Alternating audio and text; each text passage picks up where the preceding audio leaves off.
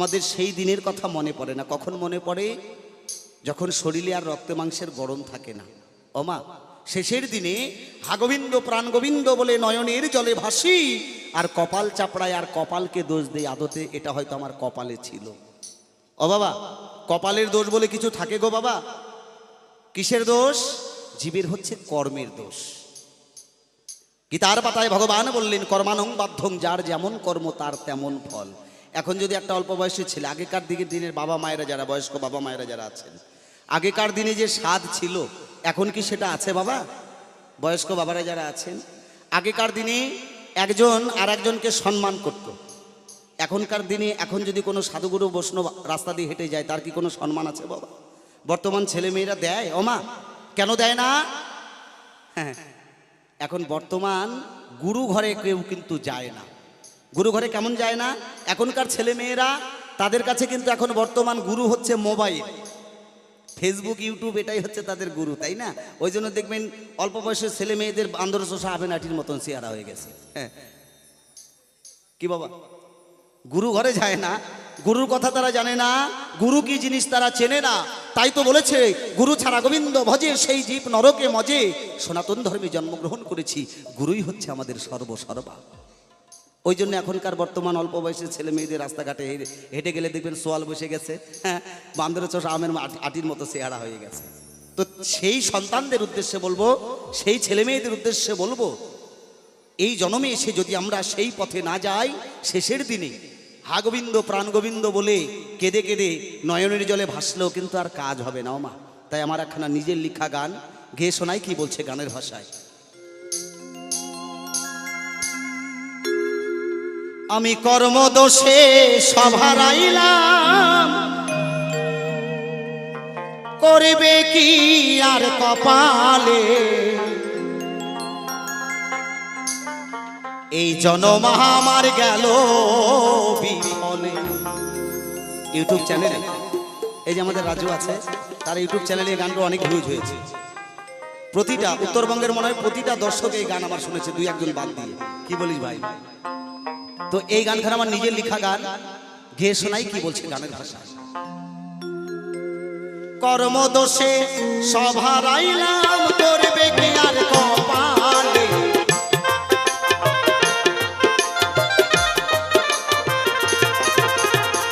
কর্মদোষে সভারাইলাম, করবে কি আর কপালে, জনম আমার গেল বিফলে, এই মানব জনম গেল বিফলে।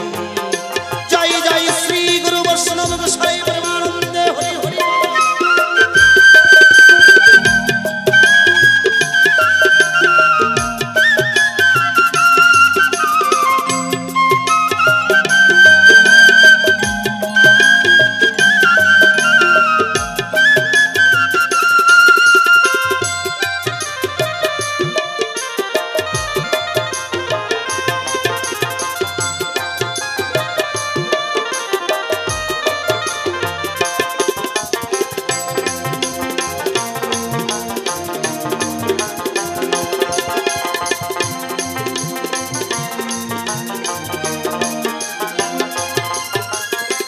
সত্য পথে থাকতাম যদি ধরে গুরুর পায়,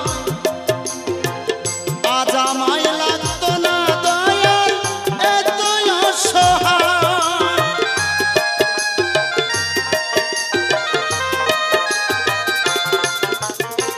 সত্য পথে থাকতাম যদি ধরে গুরুর পায়, আজ আমায় লাগতো না দয়াল এতই অসহায়। এই দেহখানা ছাই করিলাম ওরে কামিনীর কোলে,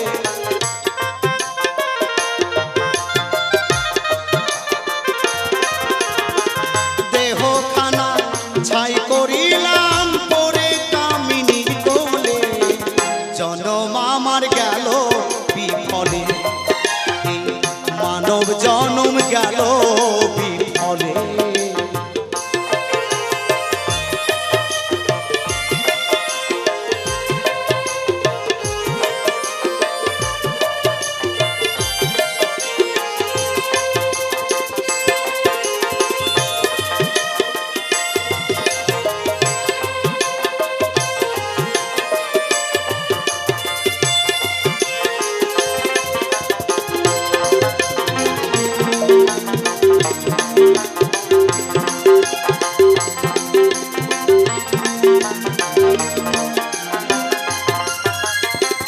করতাম যদি সময়ের সে সদ্ব্যবহার,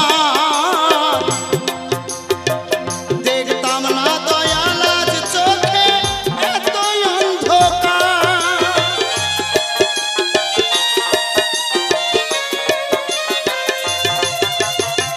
সময় থাকতে যদি সময়ের সেই সদ্ব্যবহার করতাম মা, তাহলে শেষের দিনে হা গোবিন্দ প্রাণ গোবিন্দ বলে নয়নের জল ফেলাতে হতো না। তাই আমার গান, করতাম যদি সময়ের সেই সদ্ব্যবহার, দেখতাম না দয়াল আজ চোখে এত অন্ধকার। এখন দেহের শক্তি বল হারাইয়ে ভাসি যে চোখের জলে।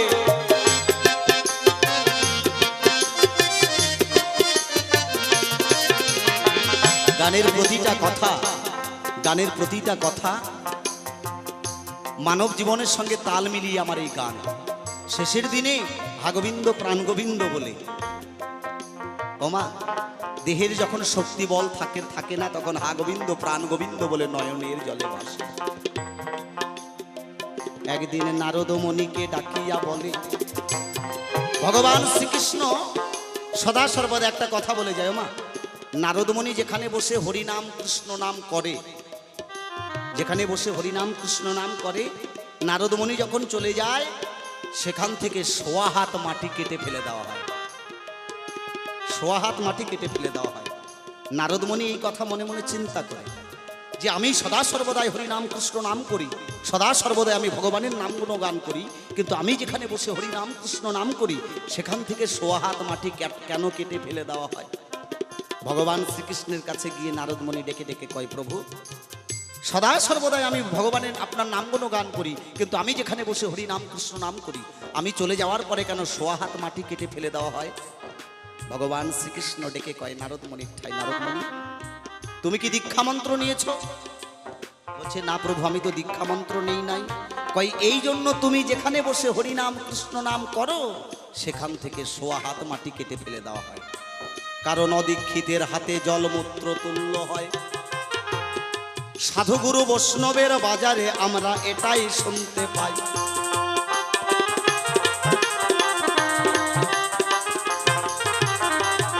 কি বাবা, অদীক্ষিতের হাতে জল সদা সর্বদাই মূত্র তুল্য হয়। সাধুগুরু বৈষ্ণব যদি কারো বাড়িতে যায় নতুন, দেখবেন সেই বাড়িতে একটা নতুন বৌমা এসেছে, তিনি দেখলে কিন্তু বুঝতে পারবে নতুন বিয়ে হয়েছে, তাই না? নতুন বৌমা দেখলে বোঝা যাবে না? 1 গ্লাস জল নিয়ে গিয়ে যদি সাধুকে দেয়, আগে ডেকে ডেকে বলে, ওমা তোমার কি দীক্ষা মন্ত্র হয়েছে? যদি বলে যে দীক্ষা মন্ত্র হয়েছে, তাহলে কিন্তু সেই বাড়িতে সেই সাধু জল পান করে, আর না হলে কিন্তু সেই বাড়িতে জল পান করে না। কারণ অদীক্ষিতের হাতে জল খাওয়া আর পেশাব খাওয়া দুটাই সমান। নারদমণি ডেকে ডেকে কয়, ভগবান শ্রীকৃষ্ণের ঠাই প্রভু, তাহলে আমার উপায়? কয়, একটা উপায় আছে। আগামী দিন সকালবেলা তুমি ঘুম থেকে উঠে যার মুখ সর্বপ্রথম দর্শন করবে, তার কাছে তোমাকে দীক্ষা মন্ত্র গ্রহণ করতে হবে। প্রভুর আদেশ অনুসারে নারদমণি কি কর্ম করিল? পরের দিন সকালবেলা যখন নারদমণি ঘুম থেকে উঠিল,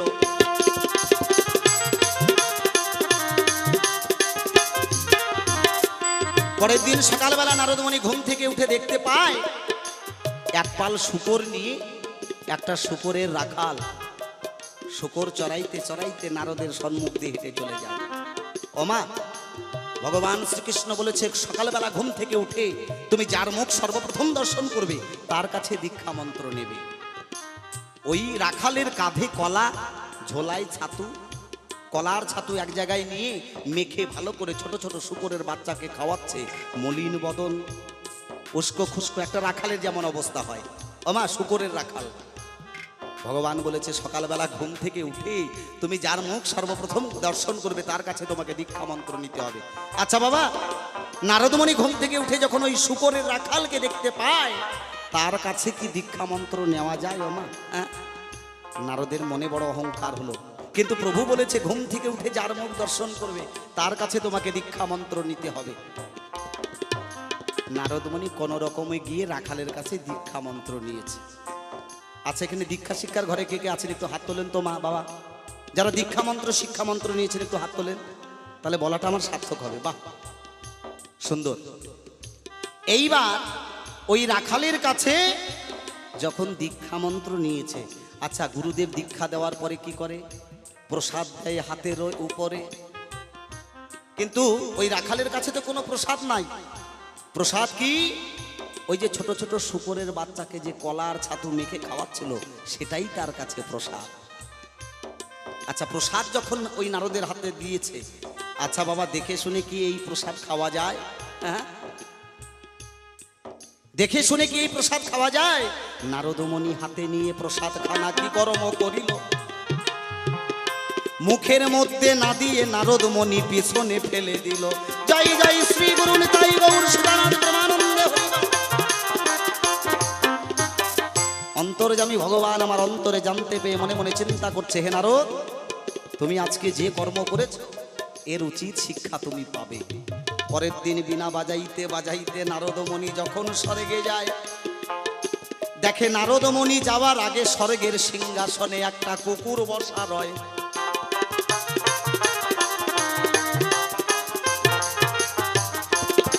নারদমণি স্বর্গে যাওয়ার আগে দেখে স্বর্গের সিংহাসনে গিয়ে একটা কুকুর বসে আছে।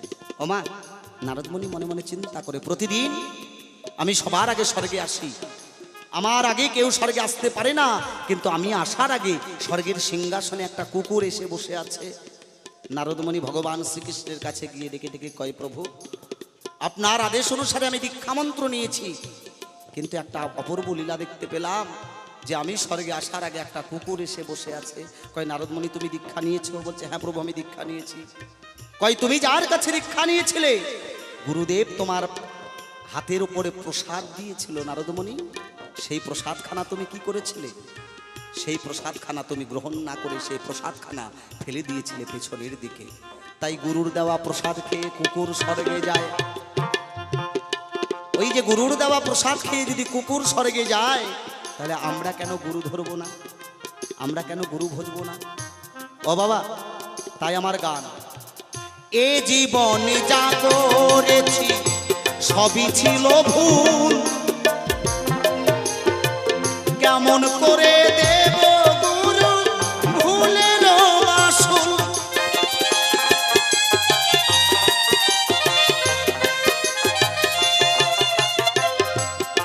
বাবা কথা বললে অসুবিধা হচ্ছে? ওমা কথা বললে অসুবিধা হচ্ছে? মানুষের জীবনটা কেমন ওমা? একটা মানুষ সঠিকভাবে বাঁচতে পারে কত বছর? সঠিকভাবে কত বছর বাঁচে গো? 40 বছর।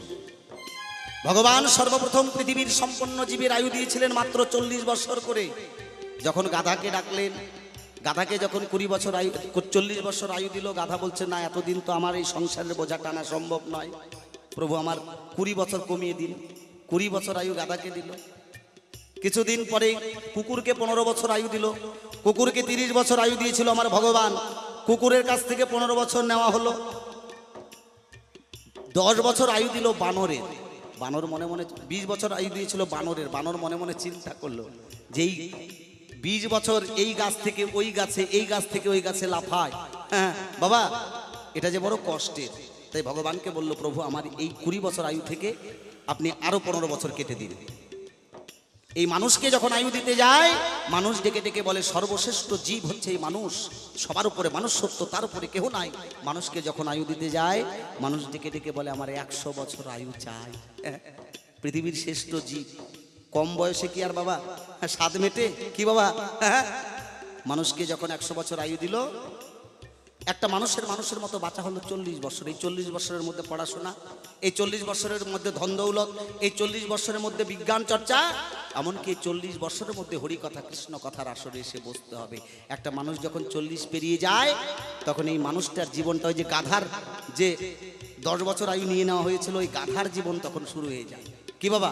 40 বছরের পরে সংসারে আর কিছু থাকে না, তখন এই মানুষটার ঢুকে ঢুকে সংসারের বোঝা টানা, এই মানুষটার জীবনটা তখন গাধার সঙ্গে তুলনা করা হয়।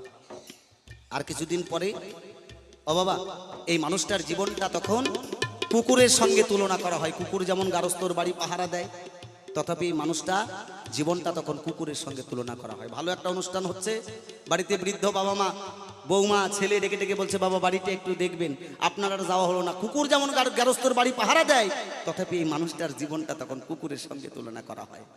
আর কিছুদিন পরে বানর যেমন এই গাছ থেকে ওই গাছে লাফিয়ে বেড়ায়, তথাপি আর কিছুদিন পরে যখন বৃদ্ধ হয়ে যায়, এই মানুষটা একবার বড় ছেলের কাছে লাফ দেয়, একবার ছোট ছেলের কাছে লাফ দেয়, একবার মেজো ছেলের কাছে লাফ দেয়। এই যে লাফালাফি শুরু হয়ে যায়, তাহলে একটা মানুষের 40 বৎসরের মধ্যে এই হরি কথা কৃষ্ণ কথার আসরে বসে বসতে হবে। জয় জয় নিতাই গৌর সীতানাথ প্রেমানন্দে হরি বল।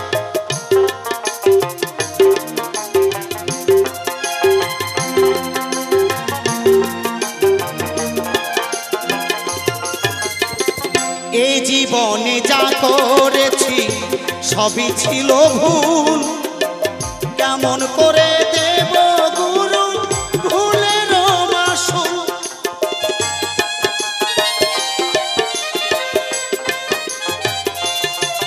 ভক্তির কেমন করে ফোটাবো ফুল সুজনে ভেবে বলে।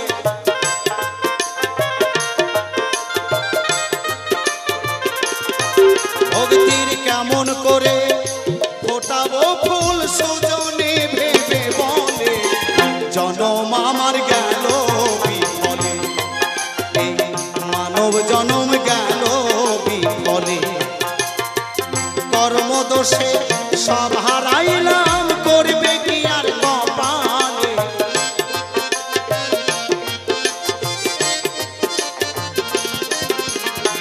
কর্মদোষে সব হারাইলাম, করবে কি আর কপালে। জনম আমার গেল বিফলে, এই মানব জনম গেল বিফলে। এই সাধের জনম গেল বিফলে, এই মানব জনম গেল বিফলে। এই সাধের জনম গেল বিফলে, মানব জনম গেল